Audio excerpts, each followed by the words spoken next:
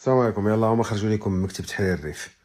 هما كرهوش هما يديروا مكتب تحرير الشاويه، ورديغا، زمور، زعير، بركان، الجنوب، تيت من الليل، وادلاو، اي بلاصه. هما ما كرهوش يشتوا هاد البلاد. وهادشي فكرني بواحد القصه ديال صورصيل العظيم اللي عند بناؤه كان اعظم ما تم انشاؤه.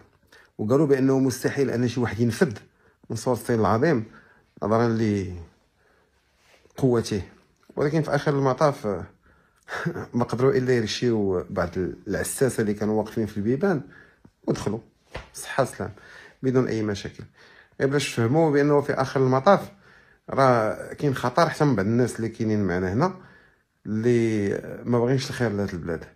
وكاين خطر مع الطابور الخامس. شنو هو الطابور الخامس؟ واللي تكلم عليه جنرال فرانكو نهار قال لهم مدريد خليوها الطابور الخامس غادي الخدمه. الطابور الخامس هما الناس اللي كيكونوا منك، ولكن كيكون عندهم واحد التفكير غريب كيسحب لهم به غيغيروا العالم وكيخدموا مصالح العدو ولا مصالح الخصم بلا ما يحسوا.